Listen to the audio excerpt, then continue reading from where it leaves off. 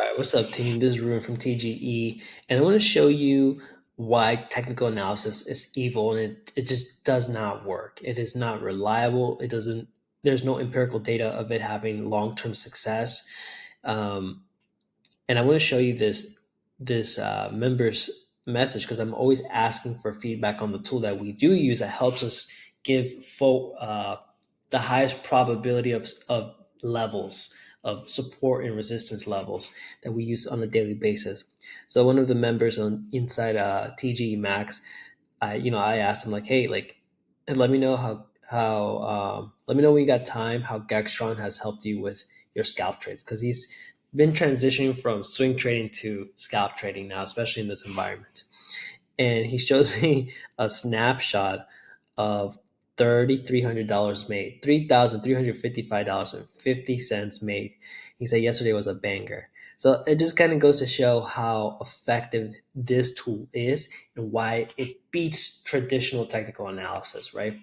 I want to show you real quick how this works. So, this is the homepage right here. And it's really simple, right? Gextron's main objective is to fix your daily levels. Like it uses real-time option flow data and the Greeks to always provide the most accurate support and resistance levels for you to trade off of because that's going to fix your entries, that's going to fix your exits. And so I want to show you kind of how it's used. There's two parts to it too.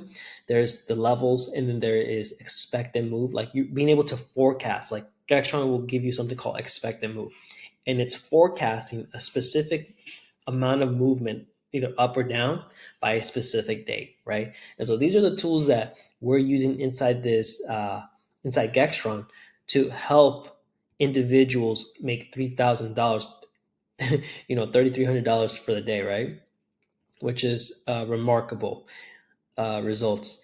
And I'm going to show you how we use the tool to mark key levels and then how do we use expect and move. Okay, so this is the tool and I'm going to use TradingView here to look at SPX. Okay, so if you're an SPX lover, this is going to be a good video for you for the upcoming week. Okay, so there's a couple things here to look at. You see a lot of this is a histogram chart of all the key levels of all the strikes available in the market for SPX W, which is just SPX. And the first thing to look at is like where's max pay and max reward, and where's the spot price when this data was taken. Where is the price, right? Because the context is going to matter of where it's going. So right here, right off the bat, you see max pain is 5310, max reward is 5600. So once I have those levels, I just go to the charting tool of choice, and I just go make a horizontal line, and I say, okay, let's use this color right here. I'm going to say 5600 is max reward. I believe that's what it said. And then max pain is 5310. Okay, so I'm just going to copy this and say 5310. Okay, so this is for, as of right now, these are the biggest key levels for SPX. I'm going to say MR for max reward and MP, whoops, and P for max pain. Okay, so these are the biggest key levels. Okay, max reward is, you may read this and you're like, okay, uh, this is where the highest point where price can go to. It doesn't mean it can't go higher than that. It can always go higher, but it depends on supply and demand at that point, right? Can demand push higher? But this is the highest likelihood where there's going to be a lot of resistance for SPX. Okay, so in the context of SPX at the moment, you can expect something like this: stall, maybe a little bit break. Think of them as areas, not as a hard area, and then reject, and it can start going to other levels in between. Okay, so if this was the opposite way, right? It can go here, stall, maybe break a little bit under, and then potentially if it reclaims this level, start going back up. Okay, so that's very possible for SPX. Okay, um, let's mark here. The next thing that you want to look at for SPX, right? for when you're looking at this chart right here from Gextron is where is N-trans and P-trans, okay?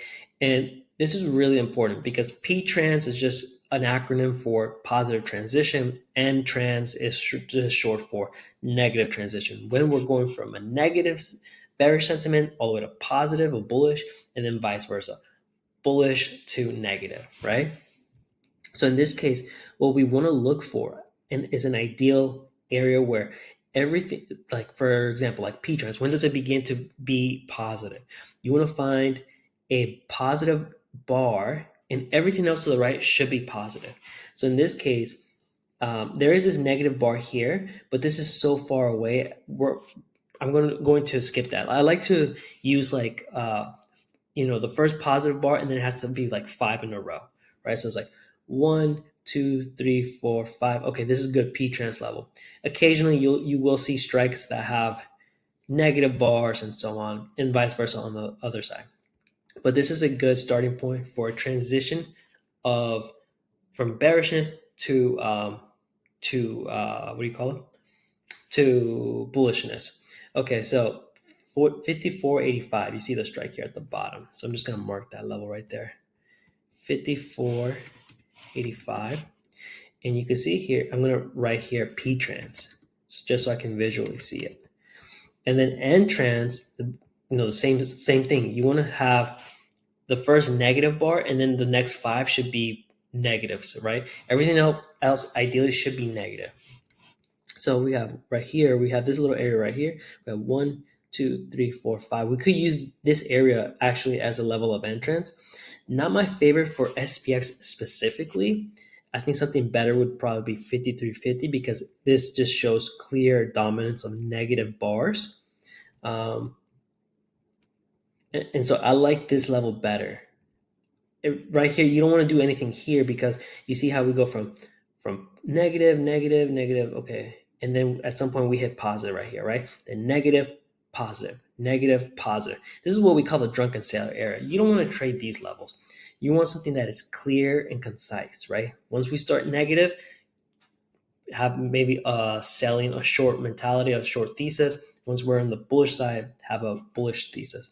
But in this case, because it's SPX, it's not like SPY or something like this, I'm going to actually say 53.50, where it starts negative and everything else is negative. So 53.50. Let's mark that level. I'm just going to copy this line and go to 53.50. Okay. So everything in here, everything in between is a no-go. Okay, this is a no-go right here because it's just choppiness. And you can kind of see it here too. Like this is looking at the daily time frame. If we probably scope down to the 30-minute, you'll probably see a lot of choppiness here actually. It's a slow grind up, reversal, slow, sharp reversals, and so on. And you see that often here throughout this price areas as well too, except this day. This day kind of actually ended up picking, which was Wednesday, and then ended up going up higher. You can see here that once we hit P-trans, it really needs to clear this P-trans level to become bullish, because once it did that, there's a lot of chop and stalling right here. So it was being rejected, it was struggling, but once it did it, it was a nice, clean, explosive move to the upside. And you could actually, this is a great example of how P-trans can be a really good support level, because once it broke above it, you can see that here. Once it broke above it, it came to retest it, and now it's starting to go up a little bit more. Okay, so these are good levels. So like when you're looking to enter a trade, you pretty much want to see is like is price above P-trans or is it below N-trans? If it's below N-trans or it's starting to enter, then you might want to have a short thesis. If it's starting to get above P-trans, then you might want to have a bullish thesis and go for max reward. For bearishness, it would be N-trans to max pain. Okay, so really simple, really simple. So that's why what I said, like the context of price really matters here. Okay, because if price was around this area, you might actually want to have a short thesis. This is what we call mean reversion, right? We're going to revert back to the mean, which would be P-trans level. Okay, so if price was up here, then you might want to have a short thesis, and if you see price and volume justifying the move down, then you go for P-trans, and vice versa for max pain, right? If we're at max pain, you might want to start taking a mean reversion trade and take it all the way back to entrance level, where this could be a resistance and this could be support, vice versa. Okay. So when you're trading with Gextron and you're using these levels, it's really just trading level to level. That's pretty much it. And it does all the heavy thinking for you. Like, it takes all the option data and provides this easy to read chart. Like, your sole purpose here is just to figure out where are the big bars. Okay. And the reason this is important is because the big bars are going to have an impact or an influence on stock price, like for a reaction. So if price gets to a big bar, you might want to be aware and be like, okay, it may reject here, it may support. Okay.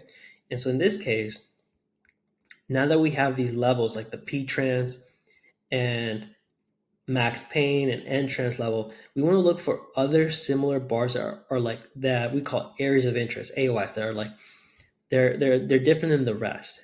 Okay. And in this case, the only one that I see different on the positive side is this 5550. This is going to be an important level. So I'm just going to mark that level here, 5550. Okay. And I'm going to say that this is an AOI, area of interest. Okay. You can go here and you see how momentum dies. Okay. Vice versa. Let's go to the other side. We have 5350 at entrance. Everything in between here is also areas of interest, which is why I don't like trading this zone. Too many areas of interest in too many different directions to be trading. That's you're going to be asking for a tough time to trade anything directional here. In this case, on the left hand side, there is this little spike right here, 53.25, but it's not big enough for me. Like, I want to see something like either this 55.50 size, or maybe even this type of length of a bar, 54.75 at the minimum.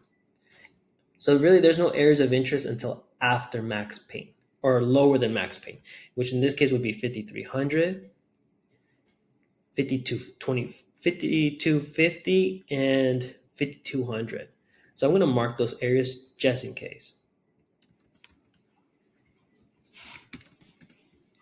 5200, and I'm going to mark this one as well too, which is 5300. I will mark 5250 just because it stands out like a sore thumb from all the little ones here. Not as much though. So 5300, we're going to mark those levels. So these are going to be tough areas, 5300 and 5250. Okay. Oops. Okay. Really simple. These are all areas of interest to pay attention to SPX. Okay. These are the key levels. So no trading around here. Cancel that. Okay. No trading here.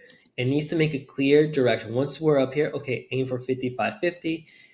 Consider selling most of the position. If it can go higher, then aim for the next level, which is 5600. If not, start aiming towards this if you want as a possible trade, or vice versa. If it goes below entrance, aim for max pain. And if you might want to sell most of the position here. And if it can go lower, aim for the next level, which is 5300, 5250, and so on. Okay, so level to level. All you got to do is you go to Gextron and you figure out the tall bars. Doesn't get more complicated than that. Okay, this is just the layout of the land. Okay, this is not the entire game plan, because part of trading is getting an expiration date and a strike. So you need to know what's realistic by a specific date. And this is where Gextron comes in handy and helps you out with that problem, with getting the optimal strike for a specific expiration date.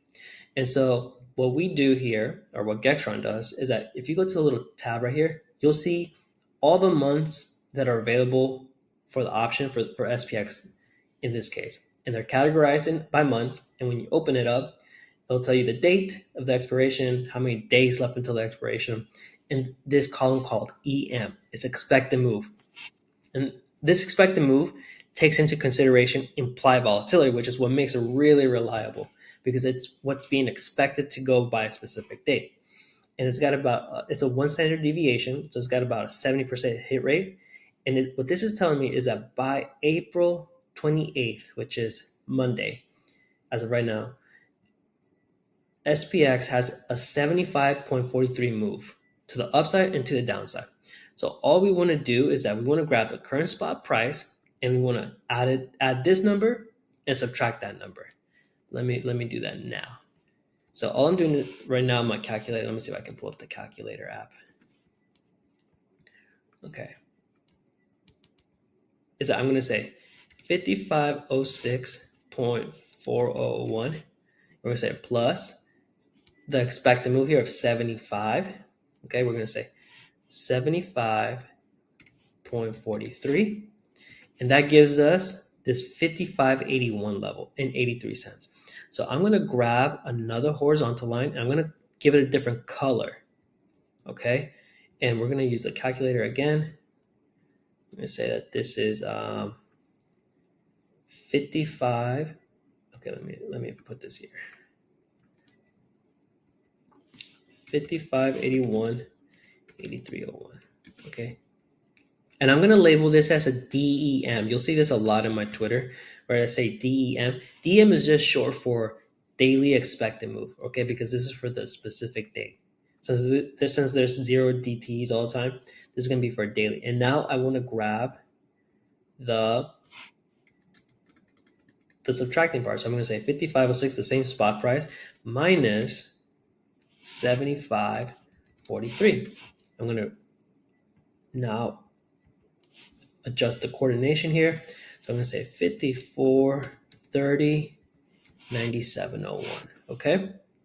And I'm going to say, I like to also give it the parentheses here and say plus and minus 75.43. So I know how much of the move I'm expected for this given date. I like to do this before the market opens. That way I have a good that way we have a good idea of like where it's going to go. If price action gaps either up or down, I'll recalculate this so I can get a better, more accurate prediction. Okay. And what I also like to do here, because we got the DM, is I like to look at the weekly. So if we open up here, you'll see that it says the dates, but if you look at some of the expirations, you'll see a parentheses W. And what this tells you is Gactron is telling you here that any W next to the expiration date is a weekly contract. So this ends on Friday. And we can see here that the week ends on May 2nd, and it has about a 155 point move for the week. So we're going to do the same thing here. I'm just going to grab this line and rename it here to say WEM. Okay. And I'm going to grab the calculator again, and I'm going to add that 155.90 that we saw. Right? Because I want to know what the weekly expected move is by the end of the week. Or it may hit it earlier in the week or later in the week. It depends on where. So that's 56.62. So I'm going to grab this line. I'm going to say 56.62.30. And I'm going to label, that's labeled as WEM. So this is the highest that Gactron is expecting, at least a 70% hit rate that it may go to. If it goes anything higher, that's just the power of supply and demand at that point. Okay. And what I'm going to do now is I'm going to subtract this number. I'm going to say minus 155.90. And the lowest for the week is going to be 53.50 and 50 cents, which is pretty much near entrance level.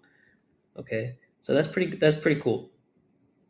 I'm just going to copy this. I'm going to say weekly expected move. I'm going to say, and if you don't know how to do this plus and minus sign, it's actually shift option and then the plus sign. That might be for Windows. It might be control shift and the plus sign. 155.90. Okay. So now I know what I'm looking forward to for the week. Okay. This is exactly how traders who use Gactron make money. It's by knowing the most important key levels from this chart that we're looking at, and then also being able to determine what's a realistic price target by a specific date. because then you can pick the most optimal contracts that are out of the money and get them into the money.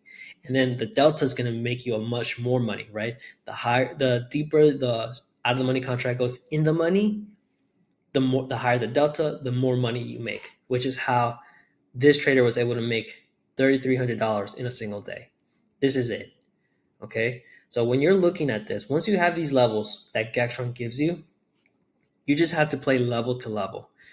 For example, let's say you want to day trade SPX for Monday. Let's say it retests P-trends, okay, and you're starting to see it bounce off. You take your position and you aim for this level, but you know that the daily expected move is 55.81. Okay, just know that this is an important key level. Take the majority of the profits there. Leave the runners to go for the daily expected move, and if it goes against you, just set a trailing stop loss to protect you. It's that simple. If it doesn't play out that way, right, and you see that it's actually losing P-trends, if Gextron is telling you this is the final support wall and it's losing it, price action is losing it, then just get out of the trade. That's your signal to get out. Okay, and it's the same thing if you were at entrance level. If you're getting below entrance level, you enter and you aim for max pain. Take the majority of, in this case, you might not, I wouldn't want to trade this because we're in between this entrance and P-trans level, which could be a lot of chop. We don't like that area. You want clear and concise. The only way that I would trade this anywhere in between these zones is because Gextron updates throughout the day, is if N-trans went like right here or tighter. That's the only way. Okay. So Gextron will tell me that throughout the day because this gets updated as the market's going on.